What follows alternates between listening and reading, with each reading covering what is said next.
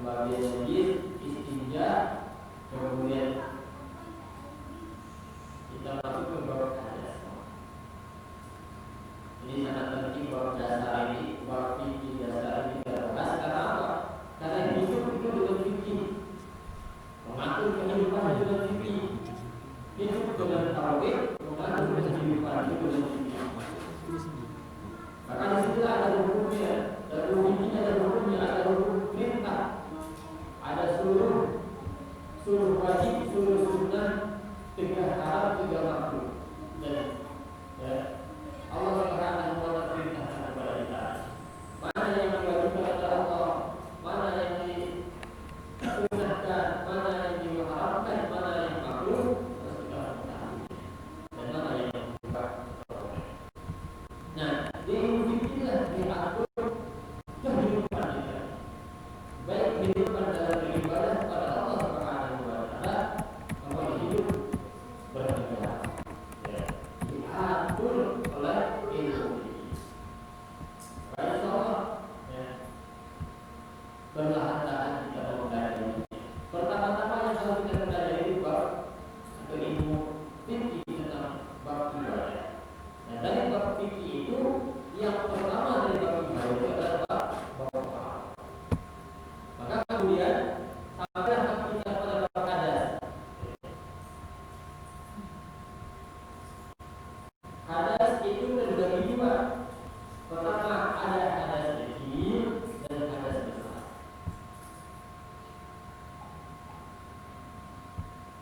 Ini 2 ada hadas.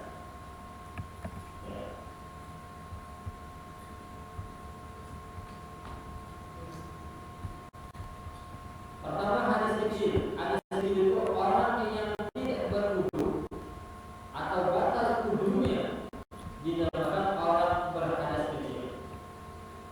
Jadi hadas ini sesuatu yang tidak berwudu atau orang yang tidak berwudu disebabkan karena banyak sekali keluarnya sesuatu daripada luar-luar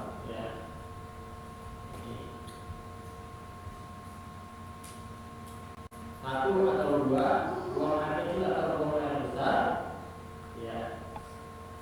itu berarti tiada berwudu, sedang berhadas kecil atau tertidur atau pingsan atau bersentuhan kulit dengan menyebabkan kulit atau yang halal nikah, maka batal wudu. Seperti ada wudu. Kalau orang yang tidak berwudu atau batal wudunya dinamakan orang yang berhadas kecil. Maka untuk menyucikan diri daripada hadas tersebut dengan cara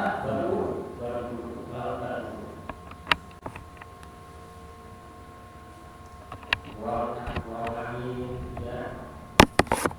tapi sudah tidak buang air kecil, air besar, tertidur tidak menggunakannya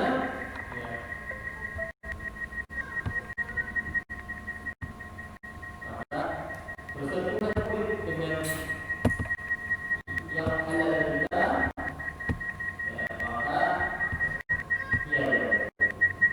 tidak dulu.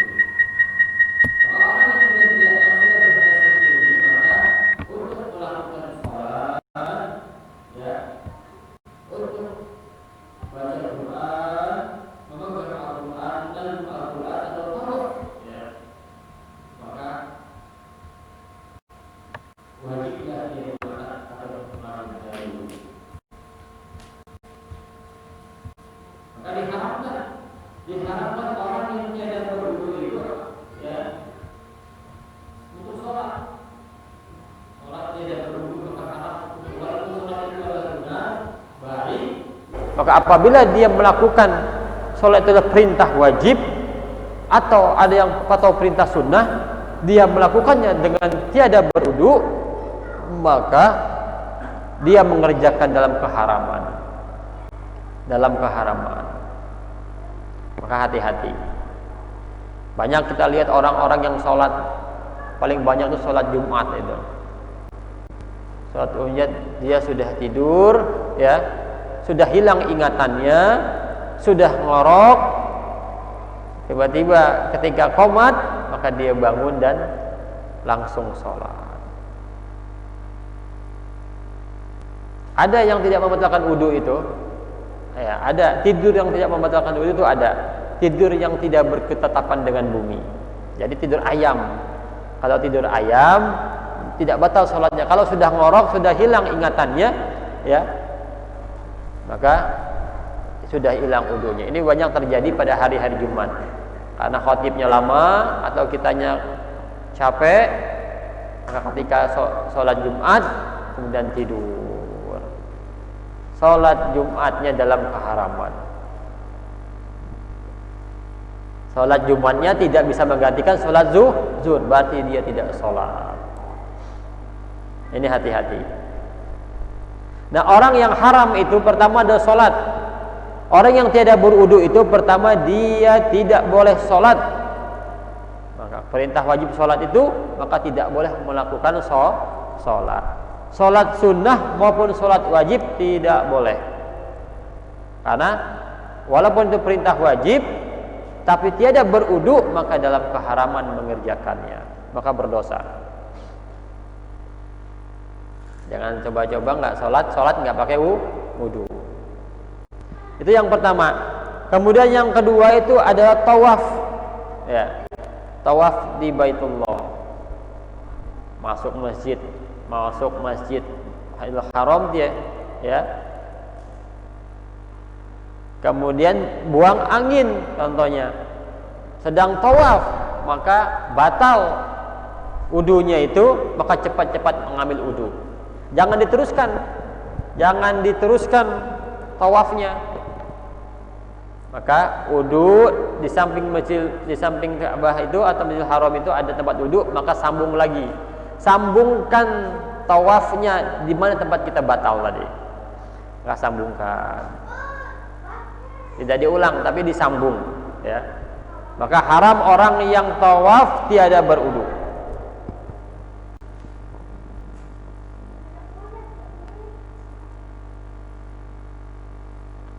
Nih kadang-kadang kita nggak sadar kalau lagi tawaf, ya, banyak orang, ya, maka hati-hati. Terus kalau sholat Jumat itu juga dilarang khutbah, ya, khutbah tidak berwudu maka haram, ya. Tidak hanya tawaf, ya, tapi khutbah itu kalau misal kita, ya, khotib, ya, seorang khotib terus paham kalau dia buang angin maka harus mengambil air wudu dan mengulanginya. Tawaf, ya, sholat, terus menyentuh Al-Quran. Nah, ini menyentuh Al-Quran, menyentuh, memegang, membawa, ya, itu mengangkat. Nah, itu haram hukumnya, haram. Sebagian ulama juga mengatakan bahwa apabila, ya, satu kertas saja di dalam itu ada tulisan Al-Quran, maka tidak boleh kita memegangnya dalam keadaan tiada berwudu. Maka harus perhatikan kesucian kita itu. Ini adab. Bagaimana adab membaca Al-Quran, ya. Pertama-tama itu harus suci, ya, daripada hadas.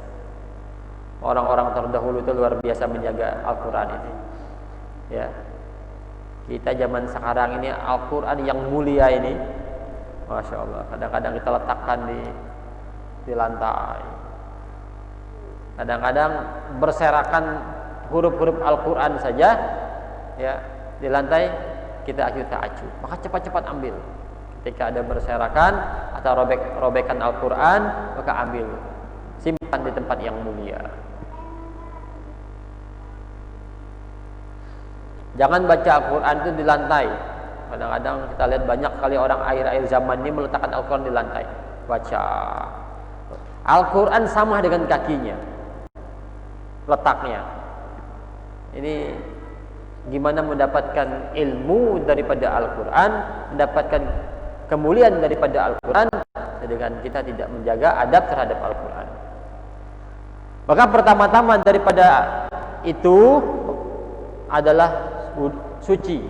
Ya, pegang Al-Quran harus suci, harus berwudu. Menyentuh Al-Quran harus berwudu. Ya, harus berwudu.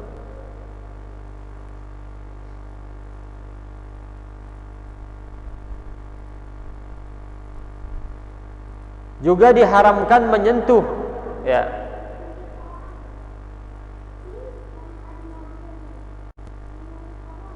peti Al-Quran yang, ya, petinya saja itu diharamkan nih, Masya Allah ya.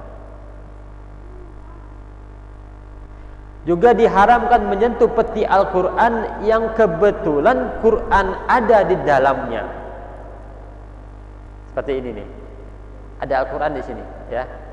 Al-Quran kita pegang di sininya nih, petinya saja, maka haram memuliakan Al-Quran. Demikian juga haram menyentuh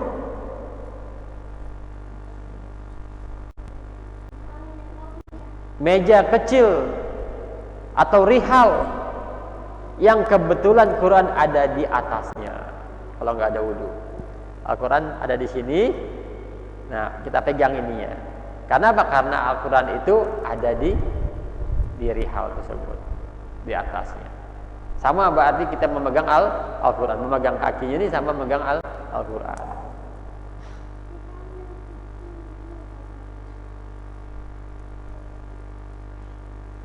Dan juga diharamkan seperti sholat, yaitu khatib Jumat, sujud tilawah. Nah, ini sujud tilawah itu, ya, sujud, kalau sujud sajadah namanya, ya. Kalau kita membaca Al-Quran, kemudian kita menemukan ayat sajadah dan sujud sajadah, maka harus dengan wudu. Dan sujud syukur, nah, sujud syukur juga harus pakai wudu. Ya, syukur. Maka haram bagi yang berhadas mengerjakan yang demikian itu. Nah, ini dia ya.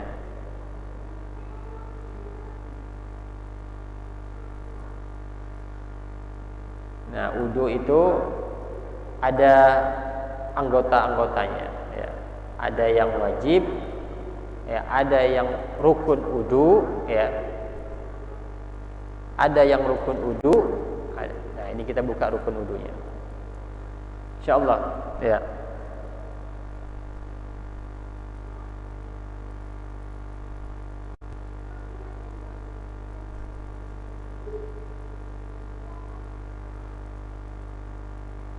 Ada syarat-syaratnya. Nah, karena kita sudah masuk bab wudu, maka syarat bab wudu itu, ya,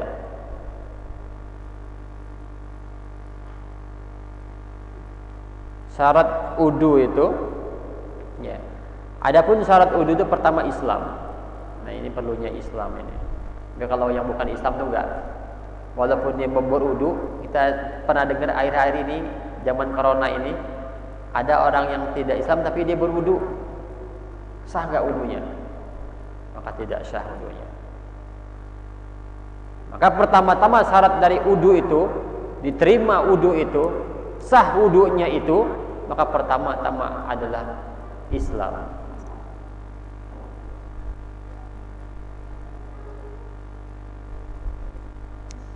Ini yang pertama-tama. Pertama-tama Islam.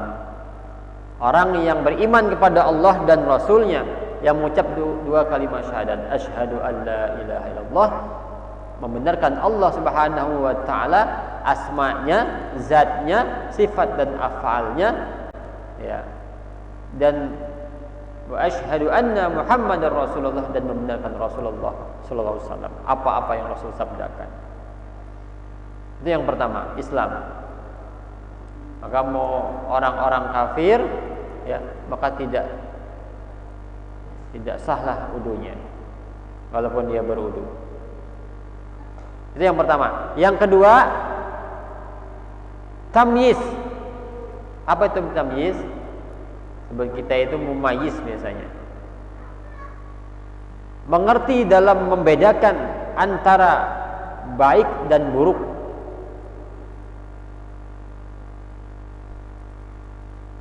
Untung dan rugi, ya.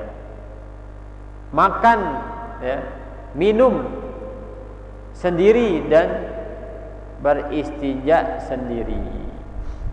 Tamyiz namanya. Ini anak-anak nih. Anak-anak yang sudah mumayyiz maka sudah sah wudunya. Ya, kita anak-anak biasanya anak-anak yang 7 tahun ke atas, 9 tahun sudah, ya.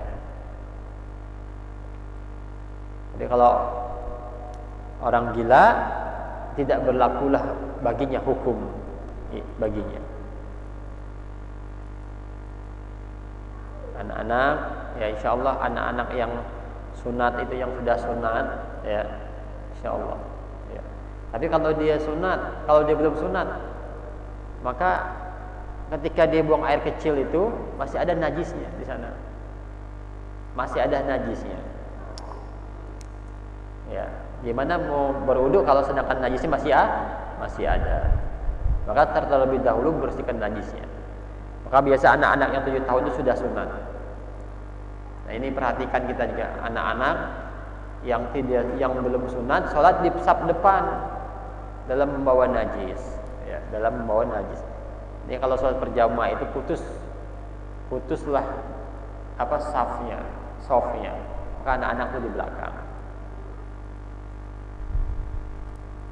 Kecuali anak-anak yang sudah sunat, ya, sudah bersih, sudah bisa membedakan mana najis, ya, mana bukan, ya, sudah bisa membersihkannya, maka dia sudah sah wudunya.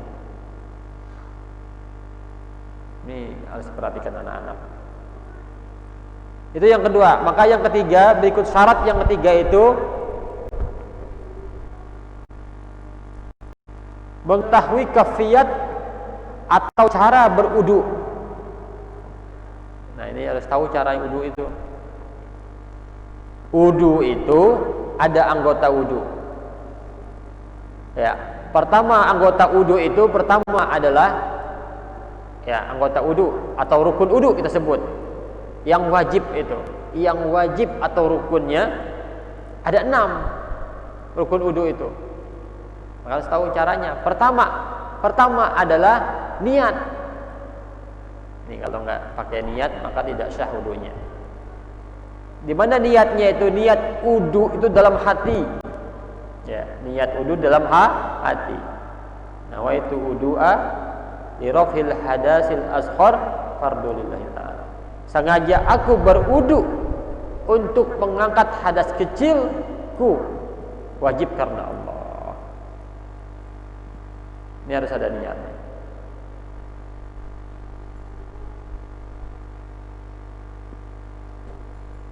Pertama adalah niat, ya. Itu panjang, ya. Ada yang lagi, nawaitu wudu'a fardhon lillahi ta'ala. Sengaja aku berwudu wajib karena Allah. Sudah memadai. Niat, sengaja aku berwudu, ya, wajib karena Allah. Ya, kalau sudah ini sudah jama', ini sudah banyak. Bisa sholat, bisa wudu, bisa membaca Al-Quran, bisa apa-apa. Di mana memasukkan niat itu? Kalau tadi lafaznya nawaitu wudu'a fardhon lillahi ta'ala, sengaja aku berwudu wajib karena Allah, itu lafaznya. Di mana memasukkan niatnya? Ketika membasuh muka. Nah ini caranya. Nawaitu wudu'a li rafil hadasi asghar fardhon lillahi ta'ala. Nawaitu wudu, ya, nawaitu wudu fardhon lillahi ta'ala. Itu boleh, itu yang pendeknya. Nah, ketika air sudah di tangan, ya, sudah di tangan, jadikan tangan ini gayung, niatkan bagai gayung. Nah, ketika mengambil kemudian sampai ke muka ini, maka jatuhkan niatnya. Sengaja aku berwudu wajib karena Allah. Nah, menjatuhkan niatnya ketika dia air menyentuh wajah kita. Nah, inilah wudunya nih. Ya, ini anggota wudunya, wajah nih. Nah, sampai di sini. Kalau ada jenggot, sela-sela jenggotnya. Mata-mata kita ini ada lubang-lubangnya, sentuh. Jangan sampai ada suatu benda yang menghalang jatuhnya air ke wajah kita ini. Nah, laki-laki dan perempuan sama, nggak ada perbedaan. Gitu. Ini dua wajib rukunnya bersamaan, rukun niat bersamaan dengan anggota wudu yang wajah ini, rukun. Di satu pekerjaan dua rukun dikerjakan. Ya. Kalau yang keduanya itu sunnah. Sunnah menyempurnakan yang pertama. Apabila yang pertama tidak sempurna, maka yang kedualah menyempurnakannya. Ketiga yang menyempurnakannya. Maka sunnahnya 3 kali. Meniga kalikan. Itu pertama. Ya, udah wudu, sengaja ku wudu, wajib karena Allah. Nah, di sini pas jatuh sini langsung tulis, langsung diucapkan dalam hati, sengaja ku berwudu, wajib karena Allah. Nah, ya. Itu caranya. Pertama adalah niat membasuh, yang kedua membasuh wajah. Membasuh ya, bukan mengusap tapi membasuh. Beda dengan mengusap. Berarti dengan air yang banyak di tangan kita ini.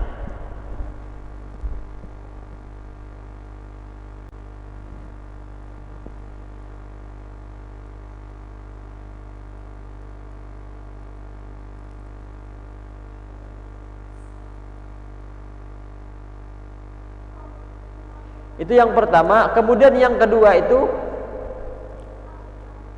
ya.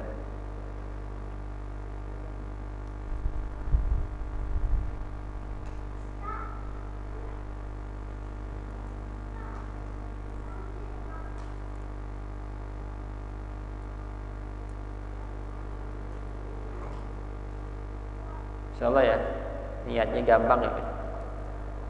Kemudian yang kedua membasuh muka. Batas muka yang wajib dibasuh ya, mulai tempat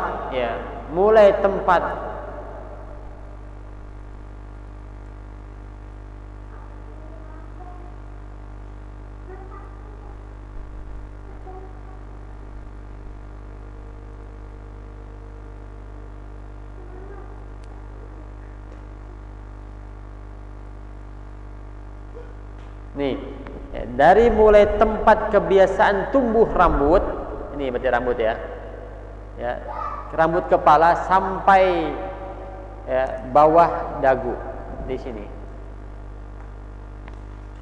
dan lainnya antara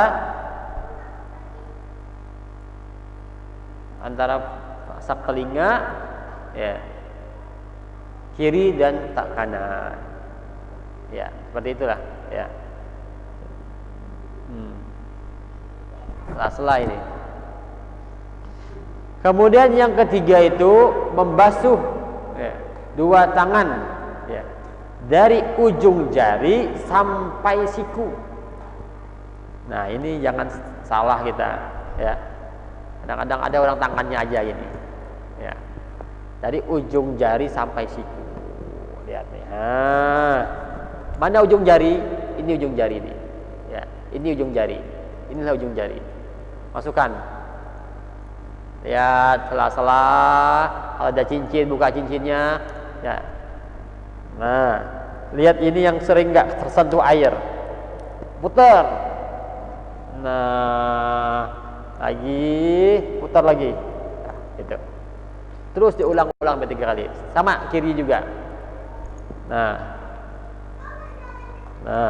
lihat Jangan seperti ini. Ini nggak disentuh kadang-kadang pakai tangan, tapi disentuh. Banyak saya lihat orang berwudu hampir ini tidak tersentuh dengan air. Tapi lihat memudahkan. Masukkan. Ini kalau dari keran. Kalau dari air yang kolah juga lebih mudah. Masukkan. Set. Nah.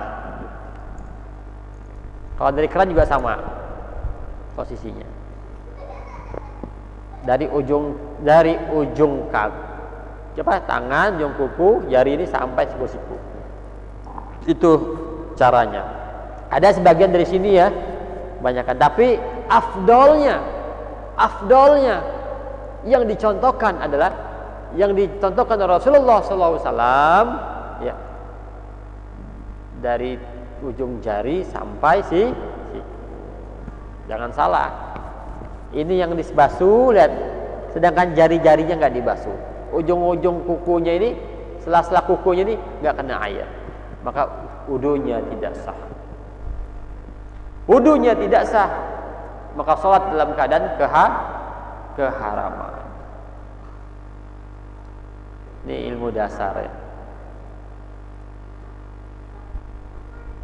Orang yang tidak sah wudunya, ya, maka sholatnya tidak sah, ya.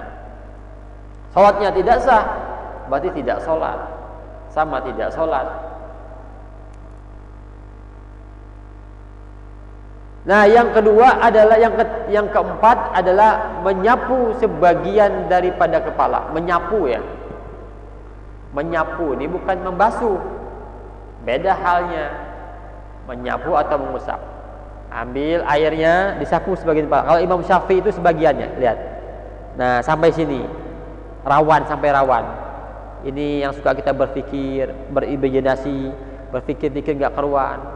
Berpikir-pikir macam-macam lah pokoknya. Maka ini salah satunya dibasuhkan, digosok, diusap. Nah, sampai di sini. Ini Imam Syafi'i sebagian. Kalau Imam Syafi'i itu sudah memadai sebagian ini. Nah, 3 kali. Ya. Kalau di mazhab Imam Syafi'i, maka air baru lagi, ambil satu sama, ya sebagian. Bagaimana kalau nggak pakai rambut? Kan bukan rambut yang dibasuh itu, kepala. Bukan rambut, tapi kepala tempat tumbuh rambut. Kalau yang nggak punya rambut, kepalanya yang diusap. Kalau yang punya rambut, kepalanya juga diusap, karena tumbuhnya rambut. Ya. Jadi bukan rambutnya tapi kepalanya. Karena kepala tempatnya rambut, maka kemudian rambut terusap. Jadi mengusap sebagian kepala. Kalau mazhab Imam Syafi'i sudah sebagian, sudah sah itu. Berbeda dengan yang lainnya. Kita ini membahas tentang mazhab Imam Syafi'i, berarti kita ikut bertaklid kepada Imam Syafi'i.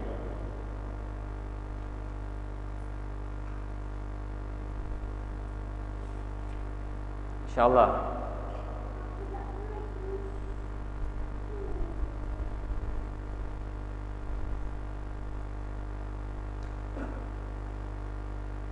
Ya, menyapu sebagian daripada kepala. Kulitnya atau rambutnya yang pada batas kepala. Ya. Terus yang berikutnya yang kelima, membasuh kaki keduanya sampai 2 mata kaki, ya.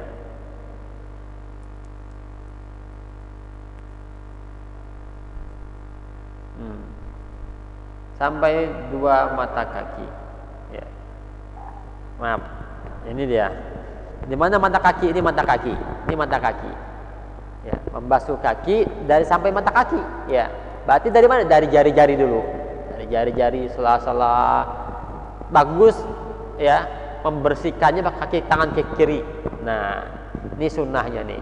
Karena kaki ini tempat paling terendah, ya, dan yang paling kotor, ya, maka bersih gini. Nah, ini telapaknya, ya. Tasli ini yang biasa yang suka jarang kena. Maka selah-selahnya, kuku-kukunya sampai mata kaki sudah sempurna, maka ganti. Berikut kaki kirinya, kaki kiri pakai tangan kiri juga, jangan tangan kanan. Ya, insya Allah ya. Jangan sampai ada yang tidak terkena air wudhu. Nah itu. Kemudian yang keenam ada tertib. Apa tertib itu? Sesuai urutannya. Jangan tangan dulu baru muka. Ya. Kaki dulu baru tangan.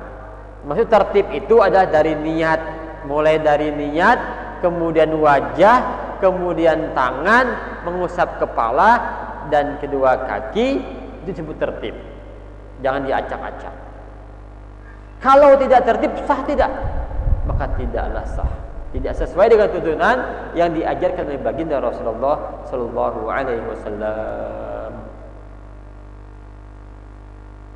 Nggak sah wudunya.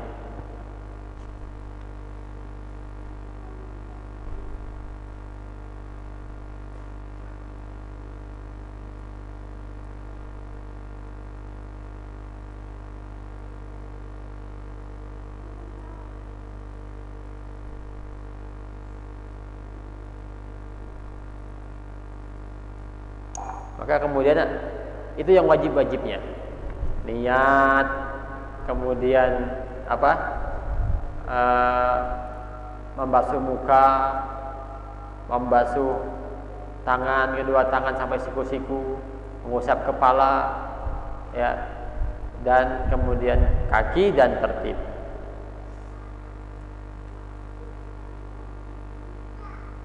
Nah, sunnah-sunnahnya banyak, sunnah-sunnahnya nih.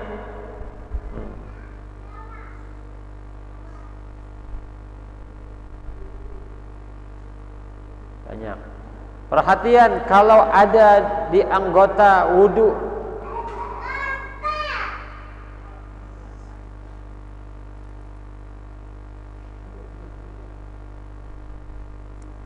bulu atau daging yang lebih, maka wajib menyampaikan air kepadanya. Misalnya jari yang lebih, ada kan jari orang yang 6, yang jarinya ada 6 atau jari cadangan itu,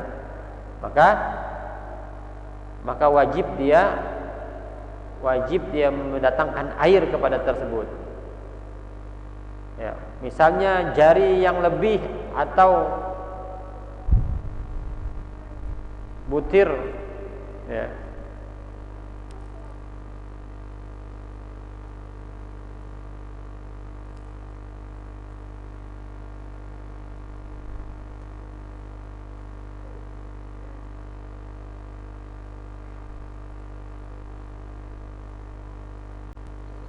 Nah, maka wajib untuk, kalau air tidak sampai ke sela-sela jari, melainkan dengan di selang-selang air, maka wajib hukumnya, ya, menyampaikan air,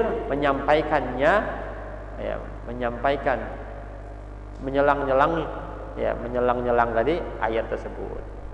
Maka wajib, jangan sampai ada air atau anggota yang tidak kena air. Kadang-kadang lem, hati-hati lem isolatif, sisik ikan, ya, getah yang menghambat datangnya air pada kulit, maka tidak sah wudunya. Lalu bagaimana kalau anggota wudu yang fardu ini nggak ada? Misalnya kaki nggak ada, sebelahnya nggak ada kaki, tapi sebelahnya ada. Yang dibasuh yang ada, tangan nggak ada.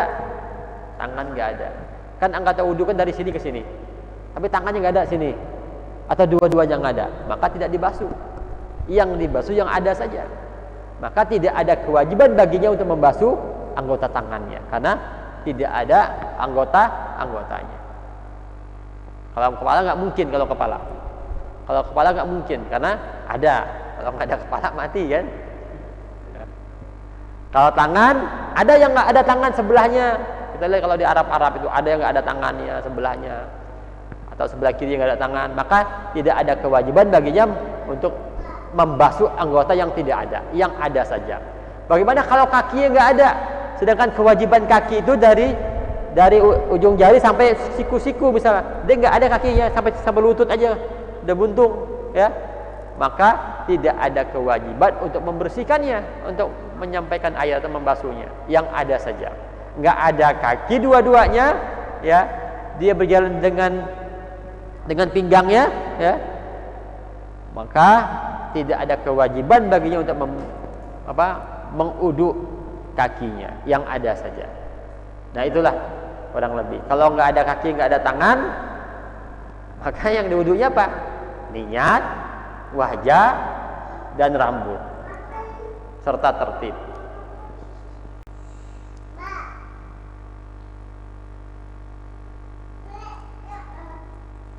Nih sunnah-sunnah wudu. Kalau kita ketahui, sunnah-sunnah wudu itu pertama membaca Bismillahirrahmanirrahim pada waktu membasuh kedua tapak tangan. Jadi kita mau wudu, ya, nyalakan kan sambil membasuh ini, auzubillah, Bismillahirrahmanirrahim, basuh, ya, sela-sela basuh. Itu sunnah hukumnya, ya, baca Bismillah, ya, maka sunnah.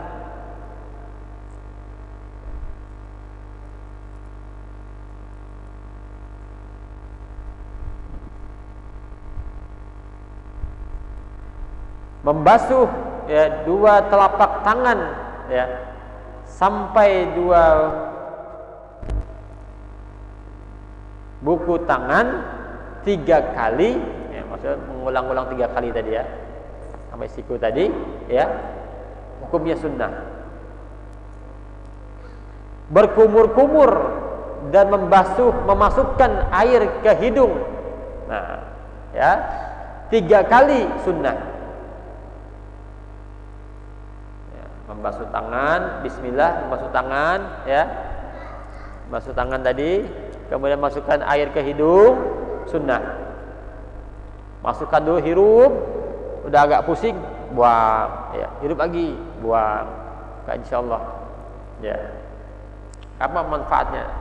Ini kan kadang-kadang setan tuh bertengger di sini, ya, sembunyi di hidung nih, maka keluarkan.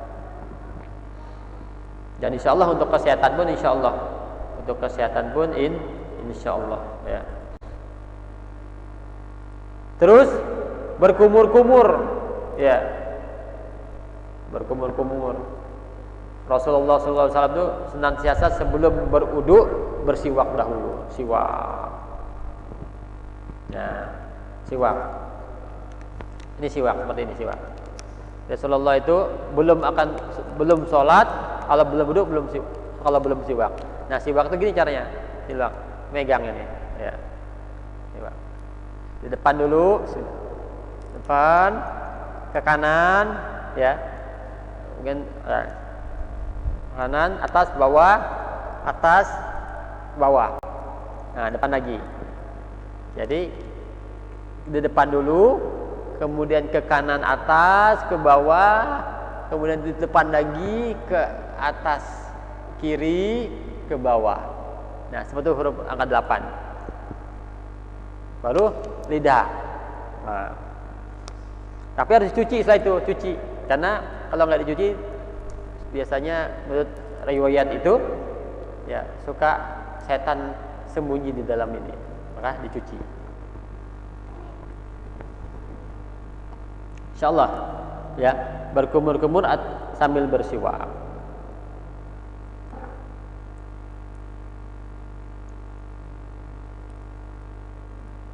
Menyapu dua telinga sesudah menyapu kepala. Nah, telinga ini hukumnya sunnah.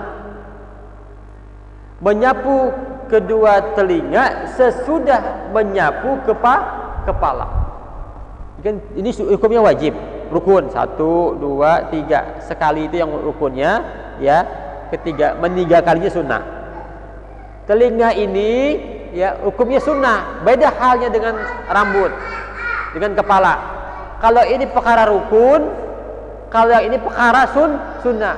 Berbeda halnya, dua pekerjaan yang berbeda. Dua pekerjaan yang berbeda. Maka mengerjakannya terpisah mengerjakannya. Lihat Imam Syafi'i, ya. Rukun satu, ya, mengusap kepala rukun. Maka telinga ini hukumnya sunnah, ya. Maka ambil lagi air yang baru, air jadid, air yang baru. Nah, ini mengusap namanya, kan nggak ada airnya. Ambil air baru, bukan membasuh ya, tapi mengusap. Nah, maka air yang baru, tidak mengambil air dari air kepala, tapi air yang baru ini Imam Syafi'i. Kalau mazhab yang lainnya gini, lihat. Ini ya, gini. Nah, gitu kan? Tapi di Imam Syafi'i dipisahkan. 1, 2, 3. Kemudian baru ngambil lagi air yang jadid, air baru, kemudian telinganya. Insyaallah. Suatu perkara yang berbeda. Yang berbeda. Tadi membuat taklid kemana ini? Kalau kita membahas Imam Syafi'i, ya Syafi'i seperti itu. Jangan dicampur adukan. Syafi'i ya Syafi'i, itu yang kita amalkan, bertaklid. Ya. Kalau kita mau mazhab yang mazhab Imam Hanafi, ya Imam Hanafi. Mazhab Imam Hambali, Hambali. Imam Maliki, Maliki. Satu-satu. Tapi kalau kita nggak punya ilmunya, karena di masyarakat kita ini, ulama-ulama kita ini banyaknya Imam Syafi'i, maka kita bertaklid mengambil daripada Imam Syafi'i.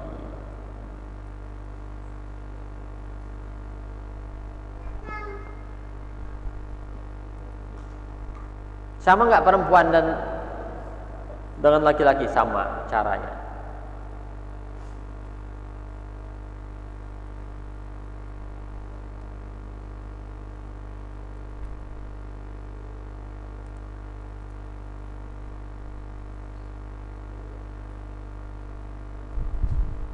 Mendahulukan yang kanan daripada yang kiri.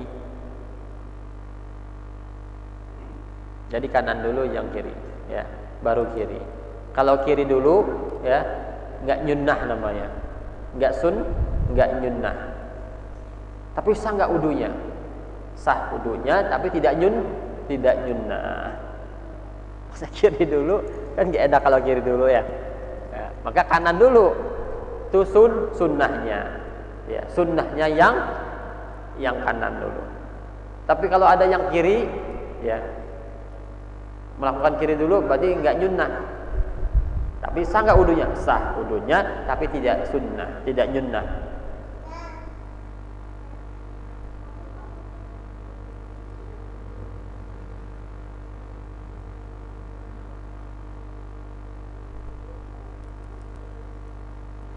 Menyapu dan membasuh anggota wudu 3 kali. 3 kali. Nah, ini sunnah. Ada orang berwudu cuma sekali, ya, berarti rukunnya saja, yang wajibnya sih yang diambil.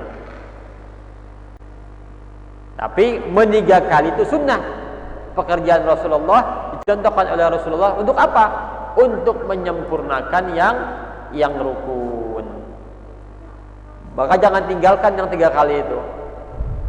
Karena insya Allah ada kebaikan di dalamnya, ada kemuliaan dan keberkahan di dalamnya.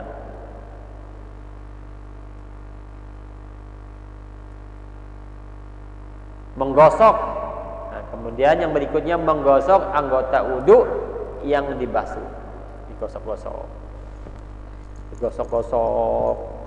biar apa? Air wudu itu masuk ke pori-porinya, gosok-gosok dan menyentuh ke kulit. Ya. Itu juga yang ada kumis, ada jenggot, ya, gosok-gosok. Atau kukunya panjang, yang ada kadang-kadang yang panjang kukunya, maka digosok-gosok, dibuka kukunya itu. Ya, biar air menyentuh. Juga kakinya, telapak kakinya yang sering ketinggalan dalam wudu itu menggosok telapak kakinya. Ya. Kita lihat kadang-kadang ada apa? Ada nasi yang sudah mengering dan menutup jatuhnya air wudu ke dalam ke kulit itu. Ini kadang-kadang nggak hanya saya juga, kadang-kadang pas selesai sudah sholatnya ya wirid lihat ada nasi yang menghalang datangnya air wudu. Kadang-kadang ada cat juga ya. Nah ini bagaimana? Wudu lagi, sholat lagi, karena wudunya tidak sempurna, maka diulang lagi wudunya, sholat lagi. Sholat tiada berwudu karena wudunya tidak sah.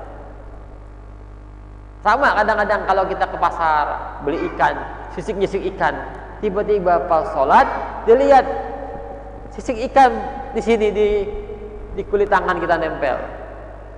Pas kita buka ternyata kering, tidak masuk air wudu ya, di dalam kulit tadi.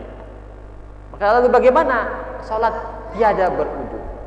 Ulang lagi wudunya, sholat kembali. Memang berat perkara ini. Tapi kalau punya ilmu, sudah ada ilmunya, sudah kenal dengan ilmunya, sudah mengetahui, oh ini tidak sah, yakin, maka dia sholat. Tapi kalau nggak punya ilmunya, biarlah. Ada istilah biarlah. Yang penting kaulah sholat. Sama ini tidak sholat, sedangkan dalam keadaan tidak berwudu. Walaupun dia sudah wudu, wudunya tidak sah, tidak sempurna, karena apa? Karena datangnya air tidak sampai kepada kulit yang anggota wudu.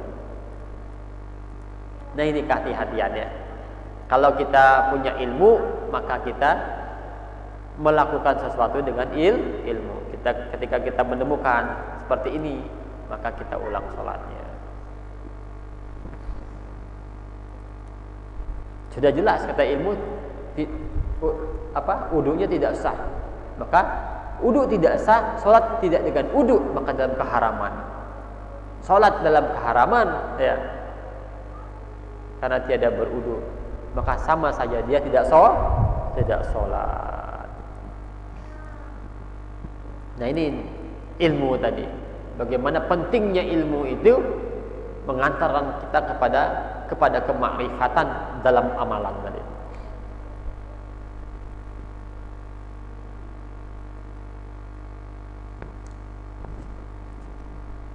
Ini perkara fikih panjang ya. Ini sunnahnya itu panjang ya. Banyak nih. Nah. Insyaallah ya. Pelan-pelan kita. Ini baru hadas kecil ya, wudu ya. Belum hadas besarnya. Ya. Insyaallah memang inilah namanya ilmu itu pelan-pelan ya.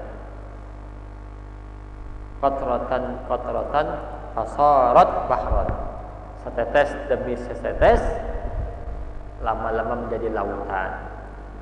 Ini kata para ulama, qatratan fasarat bahran. Setetes demi setetes lama-lama menjadi lautan. Apa maksudnya? Ya, sedikit-sedikit insyaallah jadi bukit. Banyak ilmunya. Diamalkan ya. Ini ilmu yang untuk diamalkan.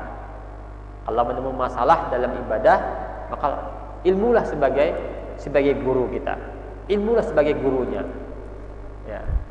Jangan pakai perasaan, jangan pakai prasangka. Enggak bisa. Ibadah tanpa dengan perasaan itu enggak bisa. Ya, jangan sholat atau ibadah dengan prasangka atau perasaan, tapi dengan ilmu.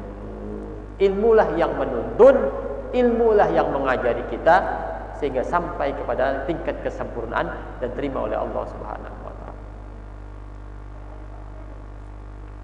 Kalau ibadahnya pakai perasaan, prasangka, itulah lah kentut daripada kayak lu kan. Itu lemok. Dia tadi ada bunyinya sedikit ya. Ada biarlah. Nah, ini namanya orang-orang ibadahnya nih tidak dengan ilmu. Tapi ketika dia ragu-ragu, apa yang diambilkan ketika dia ragu-ragu? Maka dia wudu lagi. Menghilangkan keraguan itu, maka tinggalkan keraguan itu dengan wudu kembali dan sholat kembali. Gitulah caranya dalam agama itu. Tidak diambil yang ragu-ragu, tapi menghilangkan keraguan dengan apa? Dengan meninggalkan keraguan itu, maka wudu lagi, sholat lagi. Kalau ragu-ragu memasukkan niat ketika sholat kayak lo masuk, maka hilangkan keraguan itu, maka niatkan lagi, batalkan dulu, baru takbir lagi. Diulangi takbirnya maksudnya. Kan kadang-kadang orang sampai 2 kali takbir, Allah belum masuk, maka diulang lagi, Allahu Akbar. Nah itu kenapa dia ulang sama dia 2 kali sampai 3 kali? Karena apa? Dia susah memasukkan niat dalam hatinya, dalam qalbunya, sehingga dia mengulang. Kalau dia teruskan Allahu Akbar, enggak pakai niat, salat tidak pakai niat, maka tidak sah salatnya. Karena niat itu rukun daripada salat, ya. Salat tidak pakai niat maka tidak sah. Begitu juga wudu. Hati-hati wudu tadi, ya. Ketika membasuh wajah itu jangan lupa masukkan niat ke dalam hati itu, baru wudu itu. Wudu tanpa niat sama saja tidak berwudu. Maka harus hati-hati. Insyaallah ya, kita bicarakan lagi nanti pertemuan yang akan datang ya, tentang bab wudu ini ya. Ya, tentang bab wudu yang perkara sunnah ya. Sampai menyapu atau membasuh anggota wudu 3 kali. Menggosok anggota wudu yang dibasuh ya. Nah, terakhir ya insyaallah sampai 9 bersiwak tadi. Ya. Bersiwak adalah sunnah hukumnya. Maka insyaallah ya, yang belum punya siwak beli siwak. Oh, yang punya siwak beli. Ya. Kalau tidak ya, dia sikat gigi kalau ada siwak, sikat gigi beli. Siwak insyaallah. Insyaallah itulah rukun sunnah-sunnahnya diamalkan. Barang siapa yang mengamalkan sunnah Rasulullah SAW ya, maka dia akan bersama Rasulullah SAW nanti di surganya Allah Subhanahu Wa Taala. Kalau ingin mendapatkan cintanya Allah ya, maka amalkan sunnah-sunnah Rasulullah. Kalau salat wajib itu mendekatkan diri kepada Allah ya, salat wajib itu taqarrub kepada Allah, dekat kepada Allah. Kalau perkara-perkara sunnah, salat sunnah, pekerjaan-pekerjaan sunnah itu mendapatkan cintanya Allah. Kalau sudah dapat cintanya Allah Subhanahu Wa Taala, ya namanya sudah Allah cintai kita. Mau minta apa akan Allah berikan. Allah berikan. Ya. Orang yang sholat fajar 2 rakaat saja, sholat sunat fajar 2 rakaat, istiqomah, akan Allah berikan dunia dan seisinya, dunia dan langit dan seisinya. Orang yang sholat sunat duha 12 rakaat, maka akan Allah bangun istana di surga. Masya Allah.